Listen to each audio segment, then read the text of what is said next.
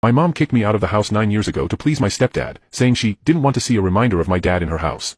Now that I'm about to have my daughter, she comes back and says it's my obligation to name my daughter after her as a tribute. My dad passed away way too soon. He was a truck driver and one day, he had an accident. It was really sad for me, especially since my relationship with my mom was already bad at that time. She was cheating on my dad, and I knew about it. One of the reasons my dad worked so much was because he wanted to save enough money to buy a house for the two of us so he could divorce her.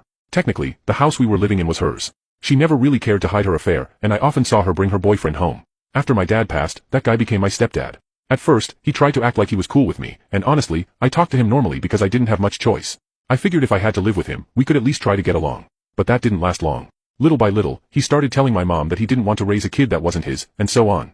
I saw it all because they'd argue about it right in front of me. Even though my relationship with my mom wasn't great, I never thought she'd actually kick me out.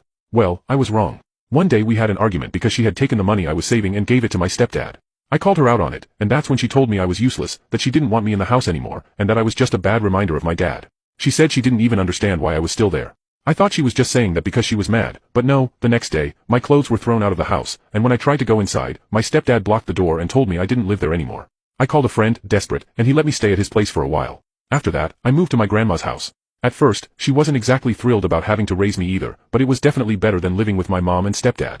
Little by little, we got to know each other better, and she really became like a mom to me. From there, I finished high school, went to college, dated, got married, and now I'm finally about to have my daughter.